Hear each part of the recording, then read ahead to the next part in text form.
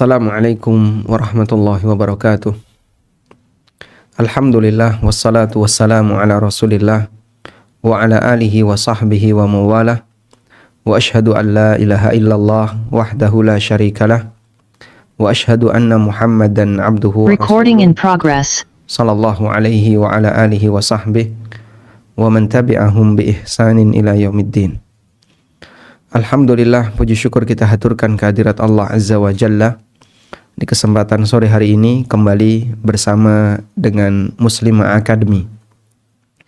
Kita bisa belajar dan insya Allah kita akan membahas tentang transaksi haram sehari-hari. Sebagai seorang mukmin, kita menyadari bahwa hidup tidak sekali. Dalam kehidupan yang kedua, kita akan menjalani hisab.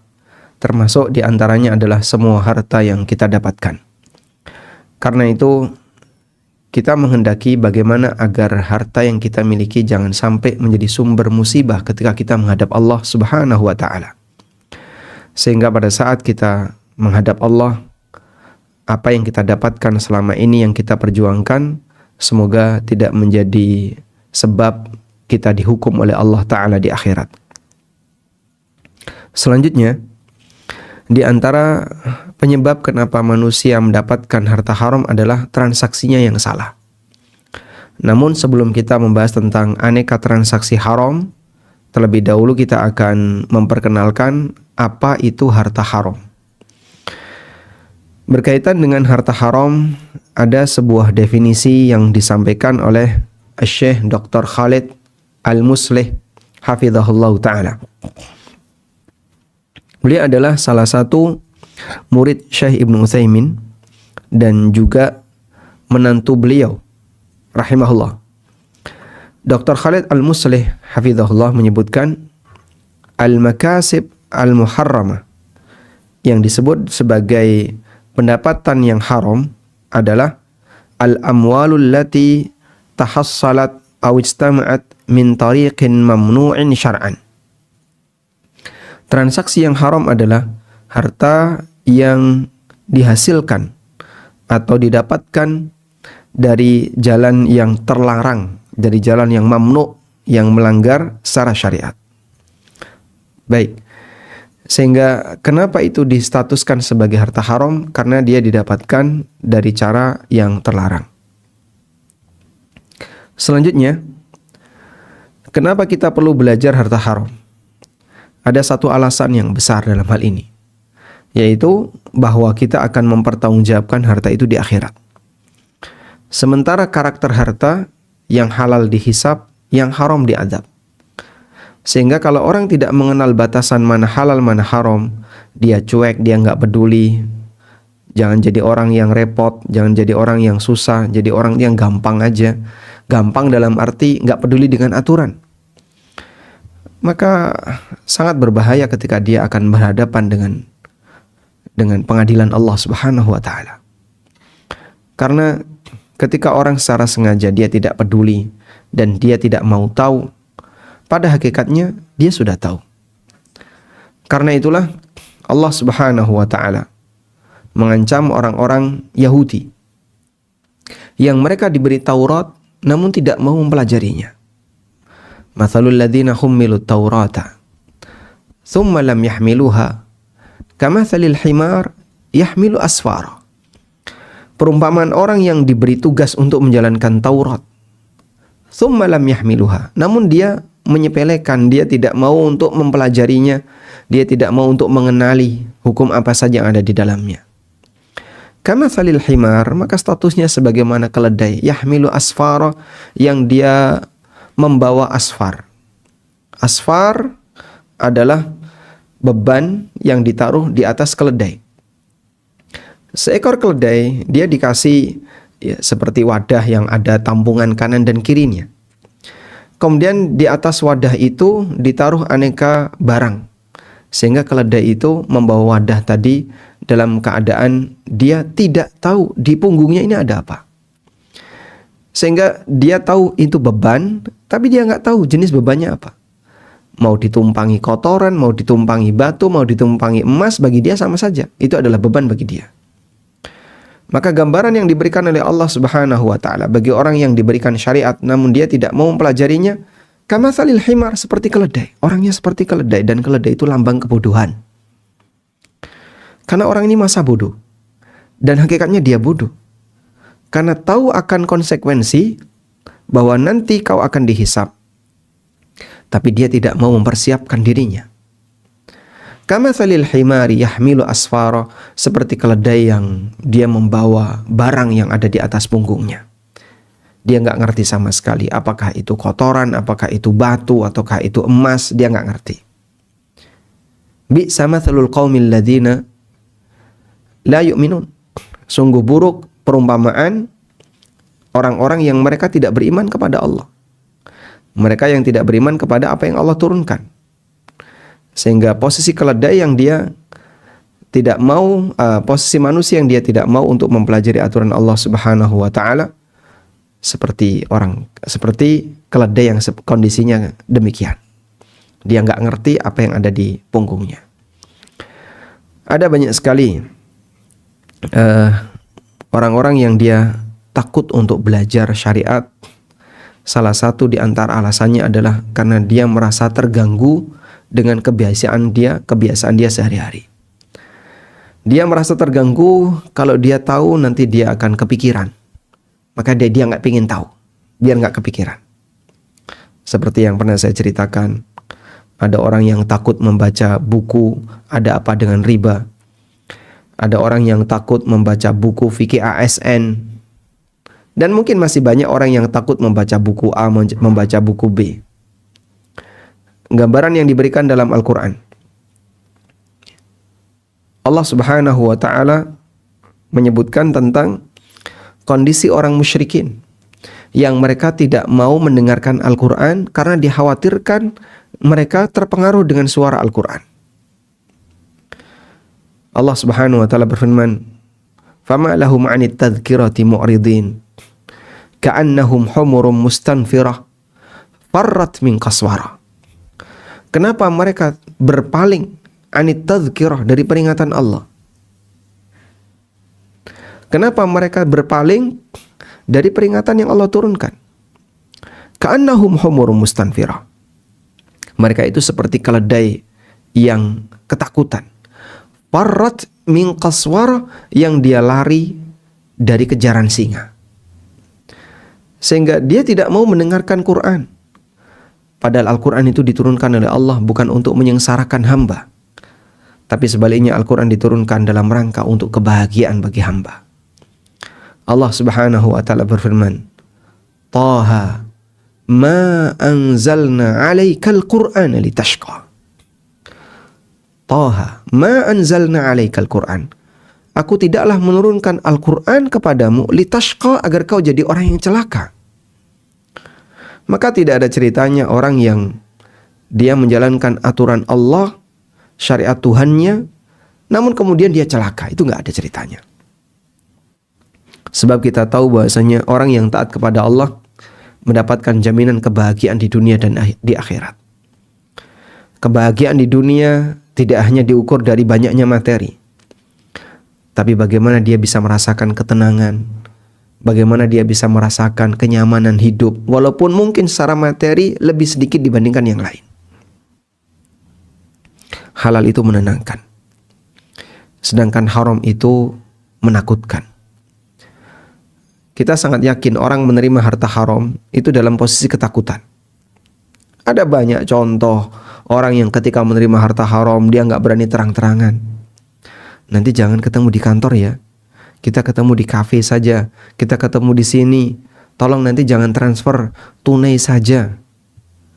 Setelah menerima, ya mohon maaf, kalau bisa jangan sampai ditampakkan di media sosial, jangan diposting, jangan, Masya Allah. Ada salah satu kawan, sederhana saja, ini contoh yang ringan ya. Bukan contoh yang ringan, contoh yang mungkin dianggap oleh orang kecil, karena bayarannya kecil. Ketika dia tes tertentu berkali-kali gagal.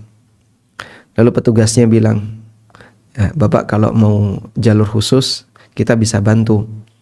Tapi yang ngerti sendiri Pak ya, Sekarang kan zaman orang gampang mengviralkan. Jadi kalau bisa kita bantu, tapi jangan libatkan seperti itu. Maksud dia jangan sampai direkam, jangan sampai. Subhanallah. Saya yakin dia ketakutan. Berapa rupiah yang dia terima? Paling cuma 300.000, itu udah banyak sekali. Kadang 200.000, kadang bahkan 100.000. Dia bawa pulang. Dan dia menerima dengan ketakutan. Nabi SAW ingatkan dalam sebuah hadis. La tazulu qadam abdin yaumal qiyamah. Kaki seorang hamba besok di hari kiamat tidak akan bergeser hatta yus'al, sampai dia ditanya oleh Allah. An umrihi fima afnah, tentang umurnya untuk apa dia habiskan. Untuk apa umurnya dia gunakan. Umur berarti waktu. Wa an ilmihi fima fa'al. Allah akan bertanya tentang ilmunya. Sejauh mana dia amalkan. Wa an malihi min aina iktasabah wa fima anfaqa. Dan dia akan ditanya tentang hartanya. Dari mana dia dapatkan dan untuk apa dia gunakan. Wa an jismihi fima ablah, dan kita akan ditanya oleh Allah tentang jasad kita. Kenapa jasad kita ini sampai rusak? Dan namanya badan makin tua makin mengalami penurunan. Nanti akan ditanya oleh Allah. Kau dikasih badan sehat, sampai kemudian badanmu jadi tua, sampai kemudian kamu gak bisa apa-apa, kau pakai untuk apa? Ditanya oleh Allah Ta'ala. Hadis sahih riwayat Tirmidzi. Sehingga kalau kita paham seperti ini, maka akan muncul kewaspadaan. Demikianlah arti penting memahami batasan harta halal dan haram. Lain daripada itu, Nabi SAW pernah bersabda, la ya'tiyanna 'alan nasi zamanun, sungguh akan datang satu zaman di tengah umat manusia, la yubalil mar'u bima akhadhal mal, di mana orang tidak peduli dari mana dia mengambil harta. Amin halalin amin haram, apakah dari yang halal ataukah dari yang haram. Hadis sahih riwayat Ahmad dan Bukhari. Artinya bagi mereka yang masih punya kepedulian untuk belajar tentang batasan halal haram, menunjukkan kalau dia adalah orang yang dikecualikan dari akhir zaman yang kondisinya seperti ini. La yubalil mar'u ma akhadha min. La yubalil mar'u bima akhadha min, di mana orang tidak peduli dari mana dia mengambil harta.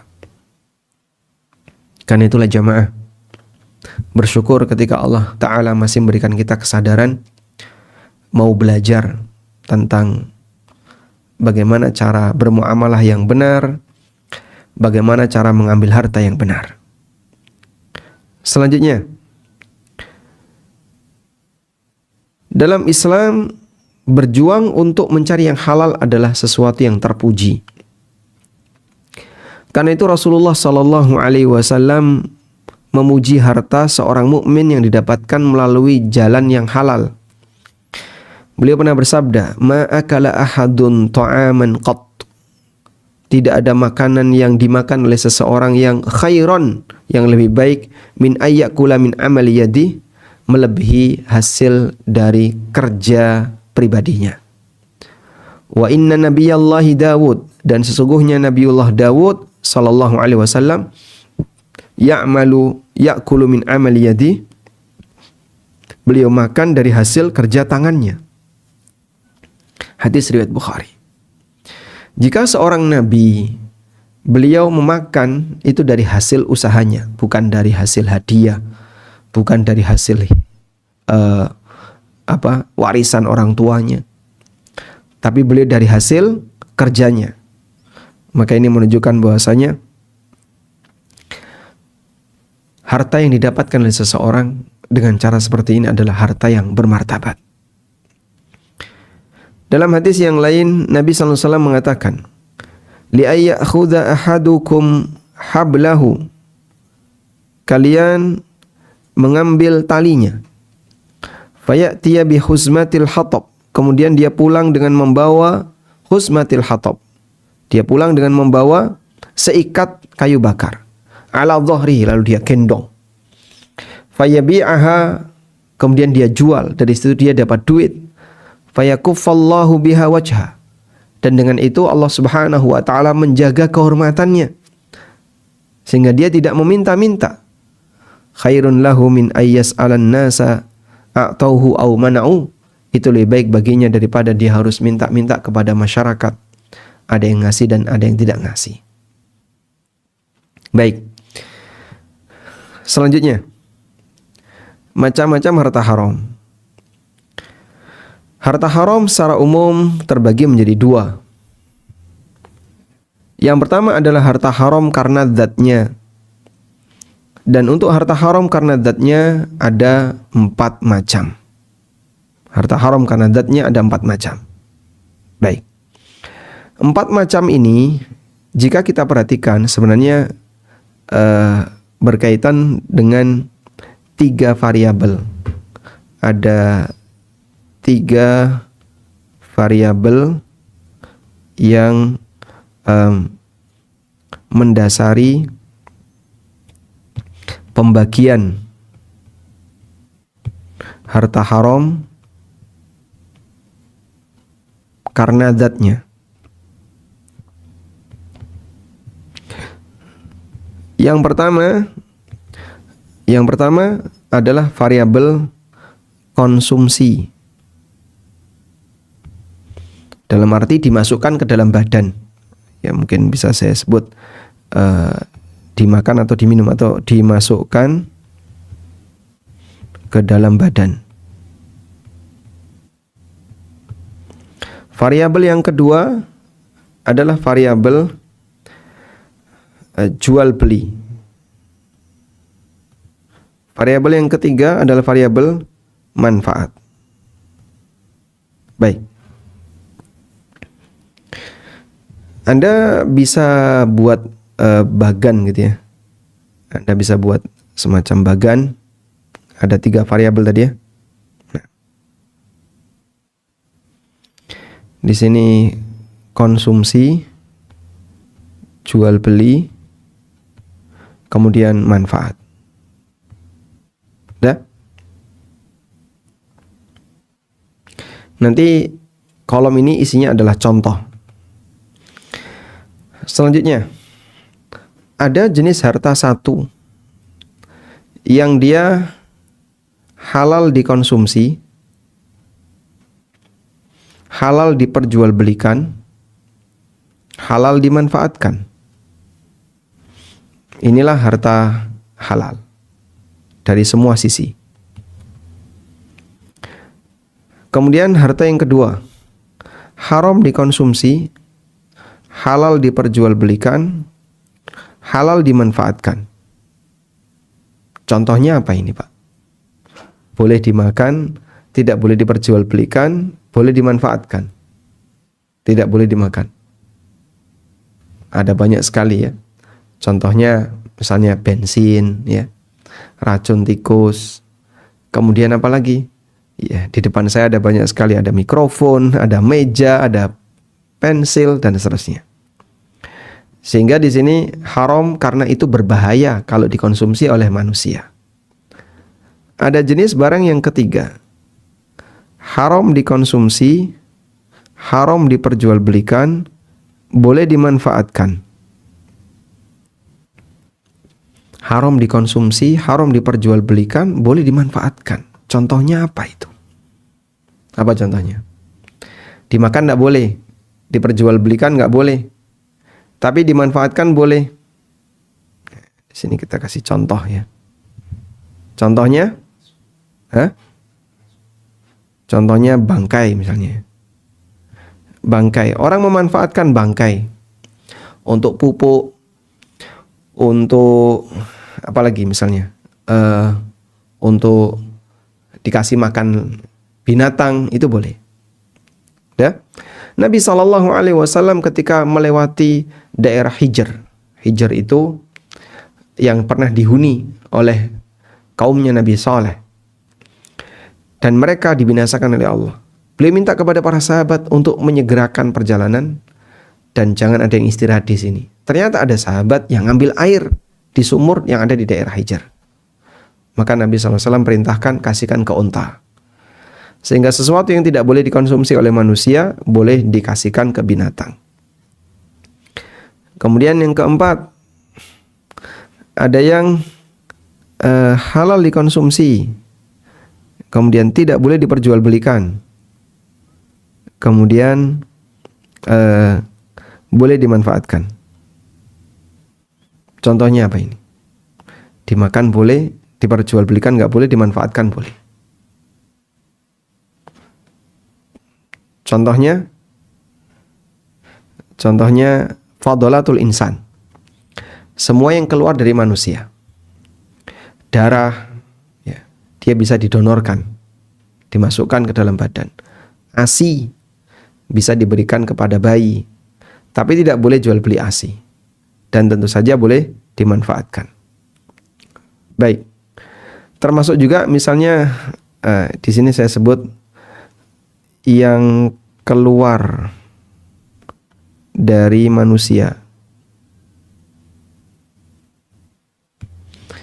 Kalau tadi haram dikonsumsi, boleh diperjualbelikan, boleh dimanfaatkan. Contohnya bensin gitu aja ya. Benda yang kalau dikonsumsi berbahaya. Baik. Dan kalau tidak boleh dimanfaatkan, maka semua nggak boleh. Maka kata kunci manfaat ini yang paling sentral. Jika ada benda sudah nggak punya nilai manfaat sama sekali, maka semuanya sudah nggak boleh. Dikonsumsi nggak boleh, diperjualbelikan nggak boleh. Ini contohnya berhala, alat musik misalnya. Apa sisi manfaatnya? Ketika nggak ada, ya sudah dibuang. Wallahu alam. Tayyib. Selanjutnya kita sudah selesai nih ya. Jadi di sini saya sebutkan ada 4. Tadi kita kembangkan. Kemudian di sini juga salah satunya benda yang asalnya halal, namun berpotensi digunakan untuk yang haram. Maka benda semacam ini tidak boleh diperjualbelikan atau diberikan kepada yang lain kecuali orangnya tidak dipakai untuk maksiat. Nah, ini yang bisa kita gunakan untuk menjawab. Kalau ada orang yang misalnya jualan daster atau jualan golok misalnya, boleh nggak Pak, saya jualan daster? Ya sah-sah saja, cuman tapi daster saya tidak menutup aurat, lengannya cuma sampai sini misalnya. Kemudian panjangnya juga sampai betis. Kalau begitu Anda jual ke orang yang pasti nanti akan membelinya untuk di dalam rumah, tidak boleh di luar. Kalau seperti itu tidak masalah. Selanjutnya, harta haram karena cara mendapatkannya. Harta ini halal zatnya, seperti uang, bahan makanan, atau properti yang lainnya, namun menjadi haram karena diperoleh dengan cara yang tidak benar. Dan cara mendapatkannya ada 2, ada yang saling ridha dan ada yang zalim.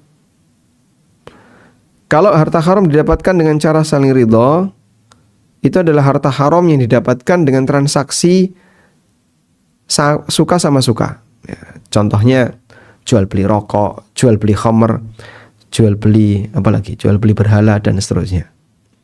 Jual beli narkoba, senjata yang akan digunakan untuk membunuh kaum muslimin, seperti ini statusnya adalah harta haram karena cara mendapatkannya dan didapatkan dengan cara saling ridha. Hasilnya gimana? Kalau dia tahu itu haram, ya nggak boleh dia jual. Yang kedua, ada yang didapatkan dengan cara zalim. Contohnya hasil menipu, hasil korupsi, hasil tindak kriminal yang lainnya, dan ini wajib untuk dikembalikan kepada pemilik. Jika tidak, maka nanti dia akan dituntut besok di yaumil qiyamah. Wallahu alam. Walhamdulillah, ini sekilas sebagai pengantar mengenai apa itu harta haram dan macam-macamnya. Selanjutnya kita akan belajar tentang transaksi haram yang sering terjadi. Transaksi haram di sekitar kita.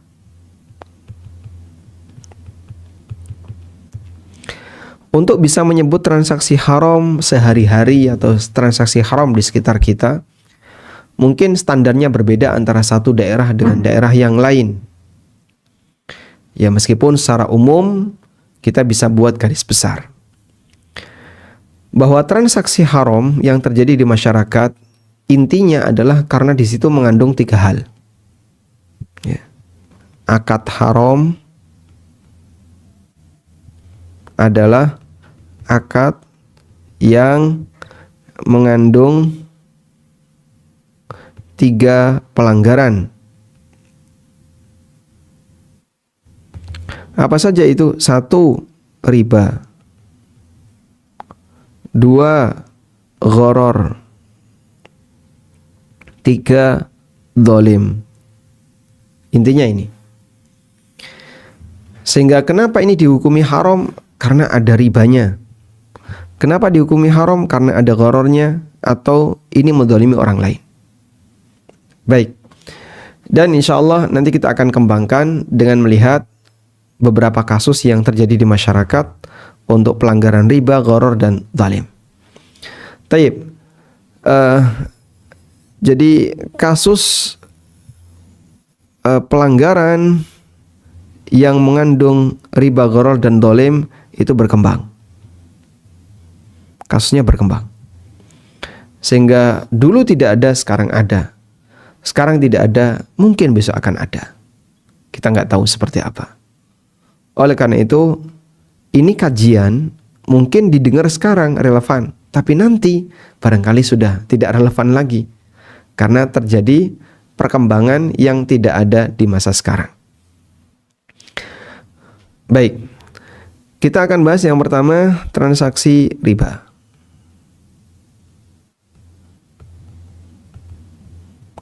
Mungkin ini bukan hal yang pertama didengarkan oleh teman-teman sekalian ya. Karena pembahasan tentang riba sudah sangat sering kita kupas di ANB Channel. Dan mungkin Anda sudah sering mendengarkan tentang bagaimana praktek riba di masyarakat. Namun sedikit saya akan singgung beberapa praktek riba yang banyak tidak disadari orang. Yang pertama, riba karena utang. Riba karena utang kaidah umumnya adalah keterangan Fudalah bin Ubaid. Kullu qardin jarra naf'an fahuwa riban. Semua utang yang menghasilkan manfaat, maka manfaat itu adalah riba. Ini kaidah umum. Jadi di sini kita tulis kaidah umum. Dah? Kullu qardin jarra naf'an fahuwa riba. Semua utang yang menghasilkan manfaat, maka status tambahan manfaat itu adalah riba. Dan seperti ini bisa kita jumpai dalam beberapa praktek di masyarakat. Di antaranya, yang pertama, contoh ya. Pertama, masalah memanfaatkan barang gadai.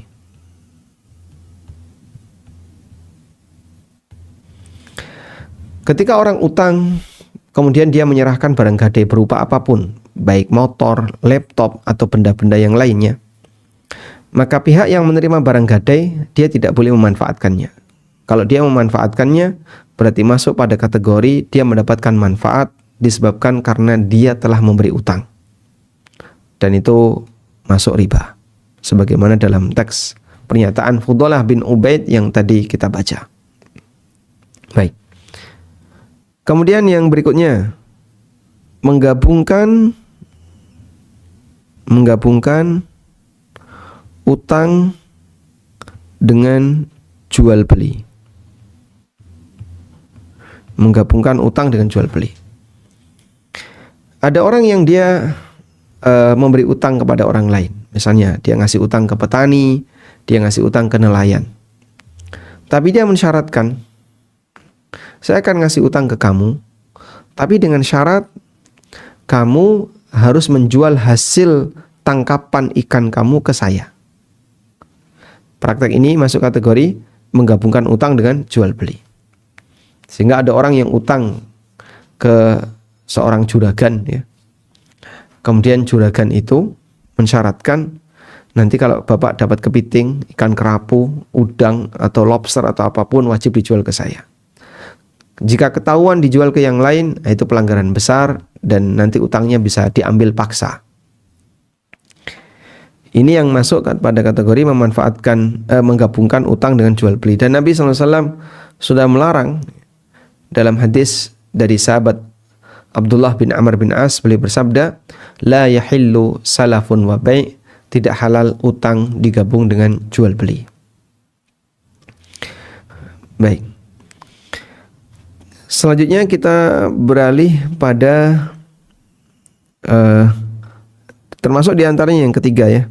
Yang ketiga adalah arisan dengan acara makan-makan di tempat yang dapat arisan. Misalnya dari 30 orang yang terlibat dalam arisan, sekarang A yang dapat, ya, maka di tempat A harus ada makan-makan. Nanti B yang dapat, kemudian makan-makannya pindah ke B. Terus seperti itu gilir. Jika dilakukan demikian, padahal sejatinya arisan itu adalah saling memberi utang. Maka saat 30 orang ini mereka sepakat untuk arisan, lalu yang dapat A, berarti A dapat utang dari teman-temannya 29 orang. Tidak? Setelah itu dia ngasih makan ke 29 orang tadi. Maka dia diutangi oleh 29 orang dan dia ngasih makan ke 29 orang. Praktek ini masuk kategori qardun jarra naf'an. Karena saya ngutangi A, maka saya dapat manfaat makanan dari A.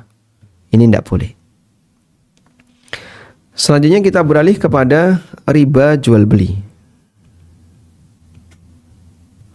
Riba jual beli. Riba jual beli adalah riba yang terjadi pada komoditas ribawi, terutama uang dan emas. Ini yang paling sering. Beberapa contoh riba jual beli yang ada di masyarakat kita. Yang pertama adalah cicil emas.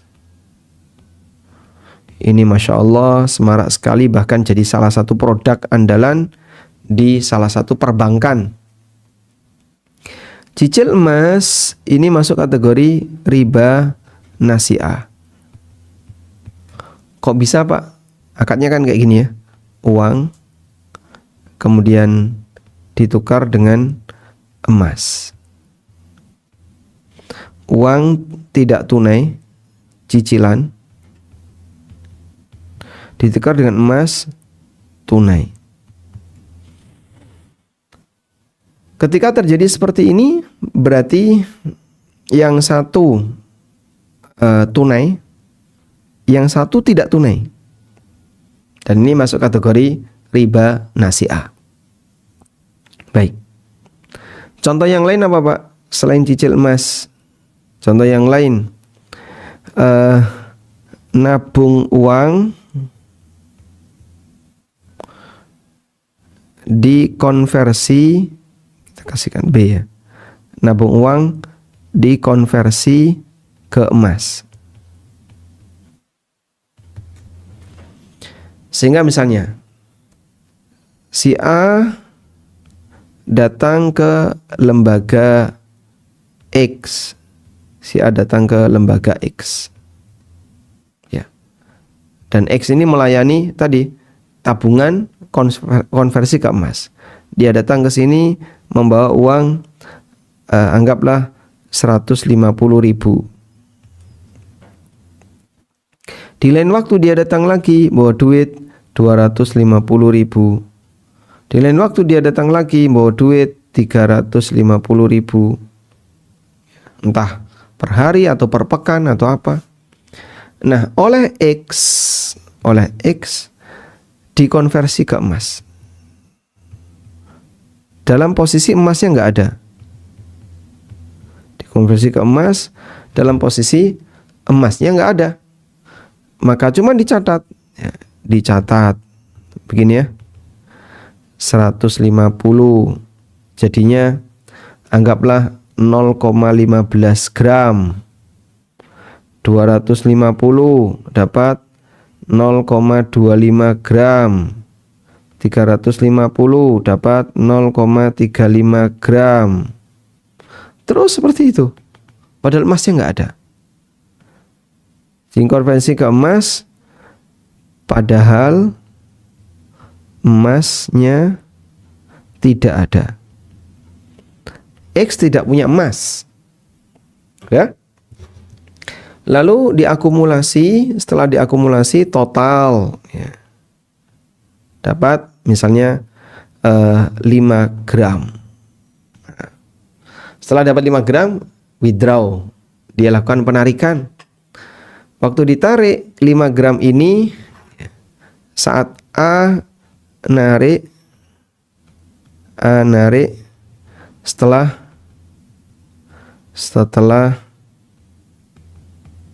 dapat 5 gram. Baik. Di situ ada dua kemungkinan. Ada dua kemungkinan. Yang pertama, kemungkinan yang pertama, A narik dalam bentuk emas. A narik dalam bentuk emas 5 gram. Sudah? Jika ini yang terjadi, maka hakikatnya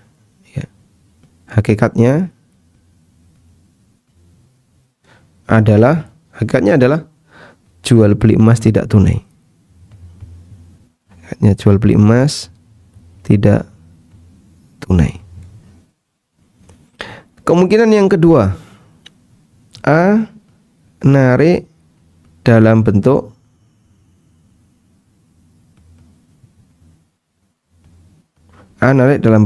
uang yang ekivalen senilai dengan emas 5 gram. A narik dalam bentuk uang yang ekivalen dengan emas 5 gram. Ya, sudah? Tentu saja ada kelebihan. Ya. Sehingga misalnya total uangnya A dari mulai 150, 250, 350 dan seterusnya. Anggaplah dia berhasil mengumpulkan senilai 5 juta. Tapi dia dapat misalnya A dapat kelebihan. Karena harga emas naik.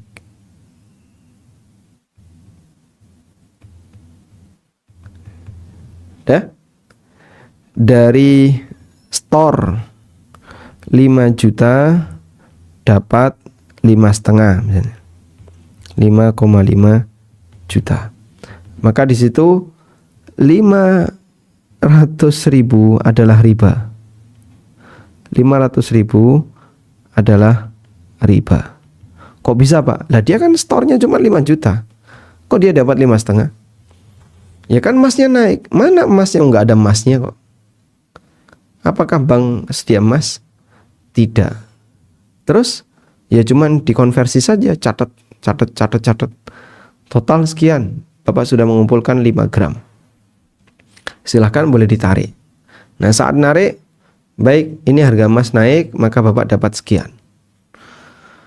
Praktek ini hakikatnya tadi, kalau yang kedua nariknya dalam bentuk uang senilai harga emas, berarti adalah riba qard, riba utang.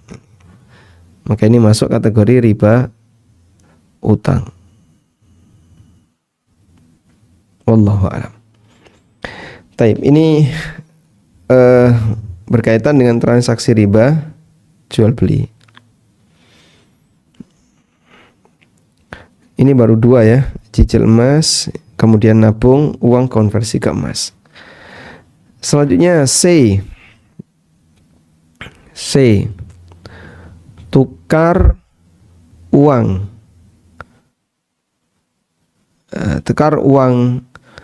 Tukar IDR gitu aja. IDR dengan mata uang lain.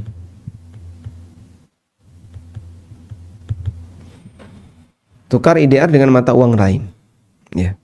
tapi tidak tunai, ini juga masuk riba nasi'ah. Sehingga IDR ditukar dengan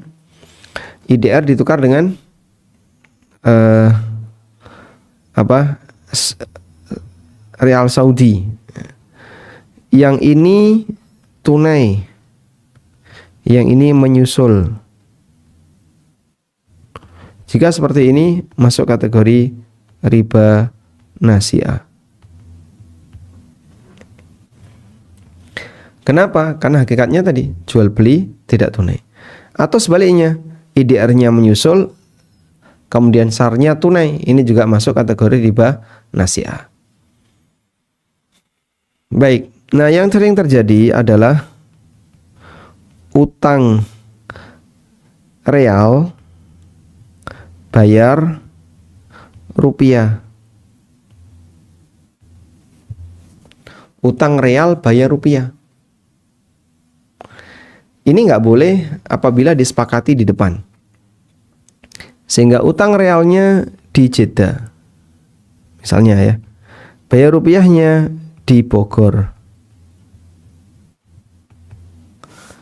Kalau kayak gini jadinya sama dengan IDR dan SAR tapi tidak tunai.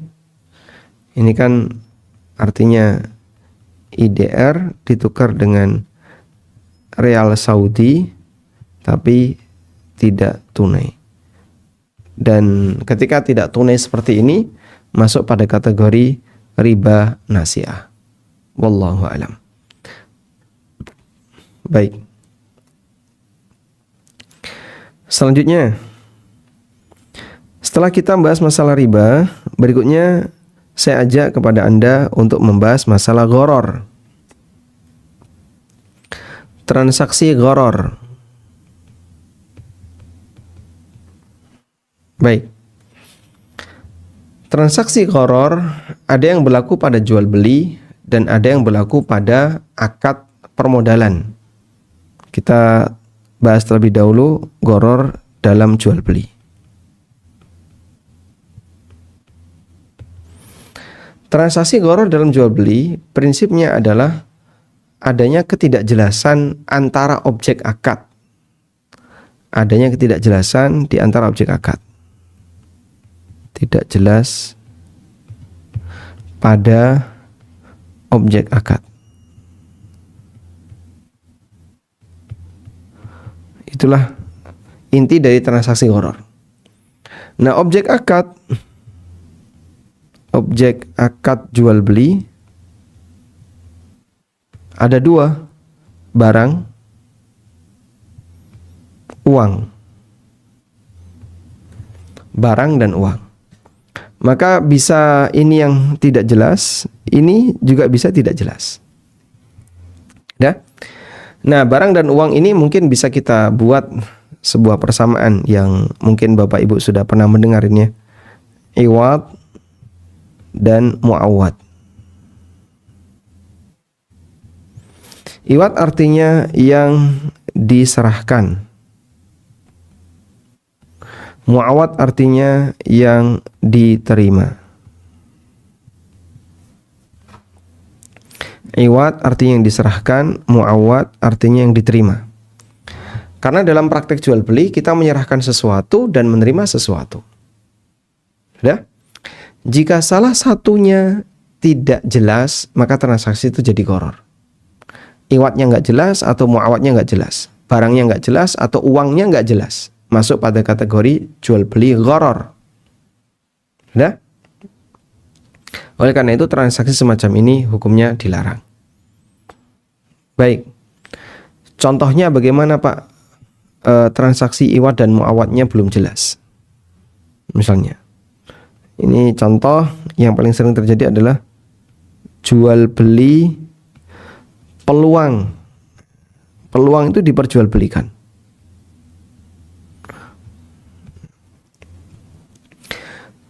Peluang diperjualbelikan. Kenapa peluang diperjualbelikan? Ada orang yang dia suka dengan praktek yang di situ ada peluang. Dan peluang diperjualbelikan hukumnya dilarang. Misalnya, ya, Misal broker menjualkan tapi wajib bayar dulu ke developer.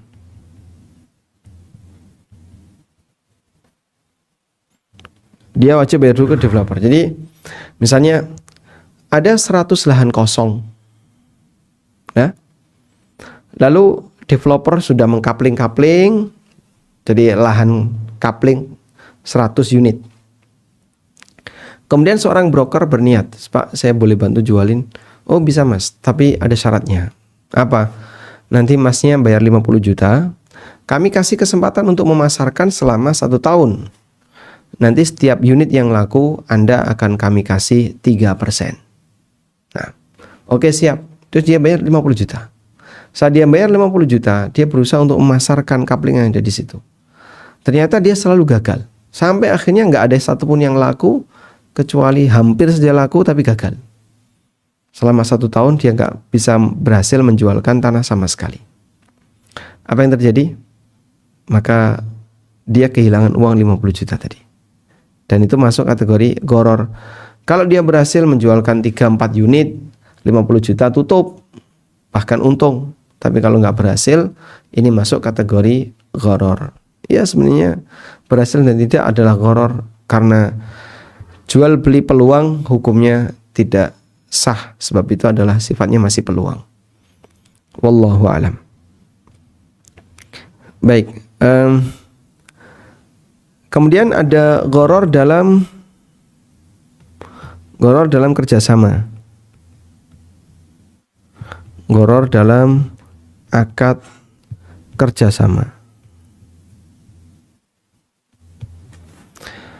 Gharar dalam akad kerjasama, kata kuncinya adalah masalah resiko.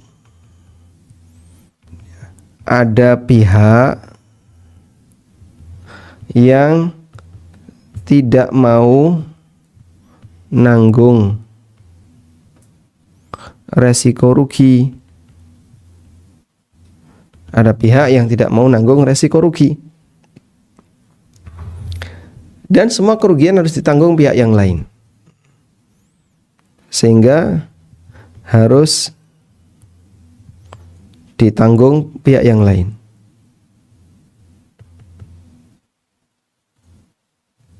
Misalnya begini. Si A ngasih modal ke si B. A kasih modal ke B. Modal ya. Lalu di situ ada klausul.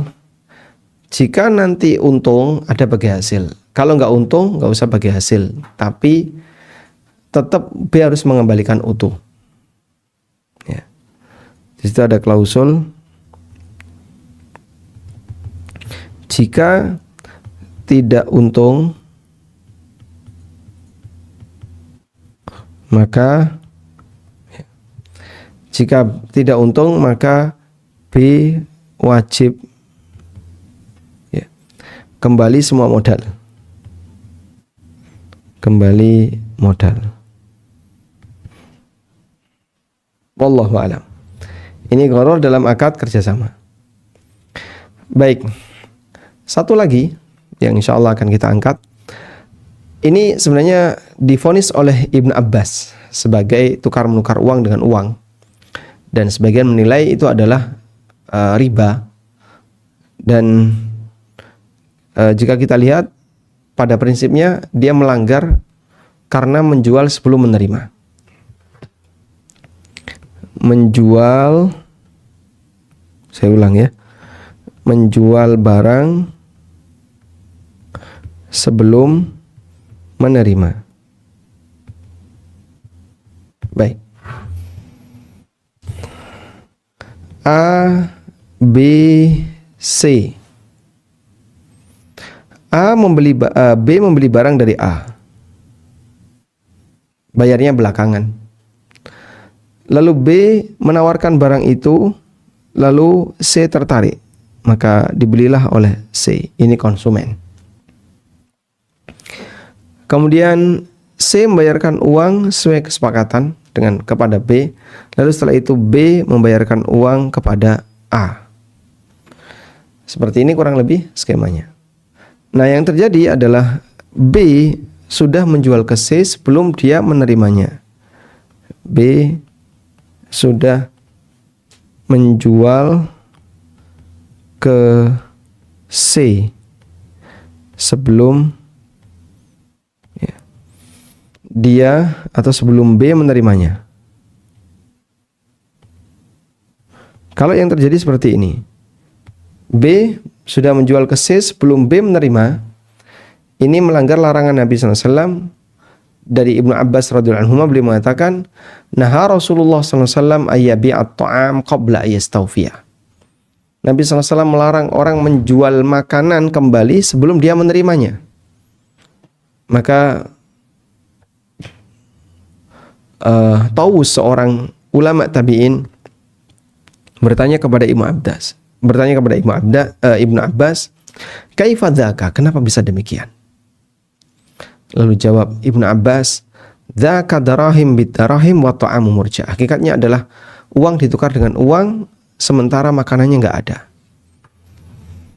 Jika Anda lihat B di sini ya, Anda lihat B, maka yang terjadi pada B, dia sama sekali tidak pernah megang barang itu. Karena barang langsung dikirim dari A ke C misalnya. Baik, maka jika kita lihat B, yang terjadi adalah keluar senilai rupiah tertentu, lalu masuk senilai rupiah tertentu. Itu yang terjadi pada B. Sehingga ketika terjadi seperti ini, maka hakikatnya adalah seperti tukar menukar uang dengan uang. Saya kasih contoh yang lebih gampang ya. Di sini ada Budi. Ini ada toko bangunan. Kemudian di sini ada Rudi, atau jangan Rudi ya, Cepi. Baik. Ini Budi, dia beli ke toko bangunan. Transfer senilai 10 juta. Aku beli beli semen 20 sak. Ya, beli semen 20 sak. Udah? Kemudian Budi minta kepada toko bangunan, "Wahai toko bangunan, jangan kau kirim dulu, tunggu ya." Oke, siap. Lalu Budi menawarkan ke teman-temannya, "Saya punya 20 sak, siapa yang butuh?" Nah, Cepi butuh. "Oke, saya mau beli." "Berapa?" 11 juta. "Baik. Gimana?" "Ya udah, kirim sekarang duitnya." Kirim. Cepi transfer ke Budi senilai 11 juta. Lalu setelah itu Budi menghubungi toko bangunan, "Tolong dong kirimkan emasnya ke Cepi. Kirimkan semennya ke Cepi." Terus ini ada semen yang dikirim senilai 20 sak. Nah, jika Anda lihat pada Budi, apa yang terjadi pada Budi? Yang terjadi pada Budi adalah ini Budi. Dia keluar 10 juta, lalu dia masuk 11 juta. Ini hakikatnya seperti menukar uang 10 juta dengan 11 juta. Hakikatnya seperti itu. Maka praktek ini dilarang oleh Nabi SAW. Dan kalau seperti ini yang terjadi, maka seperti riba fadl. Statusnya seperti melakukan riba fadl. Wallahu alam. Tayyib, mungkin demikian yang bisa kita sampaikan sebagai pengantar, dan insyaallah nanti kita bisa kembangkan dalam sesi diskusi terbatas. Semoga pengantar ini bermanfaat. Wassallallahu ala nabiyyina Muhammadin wa ala alihi wa sahbihi wasallam.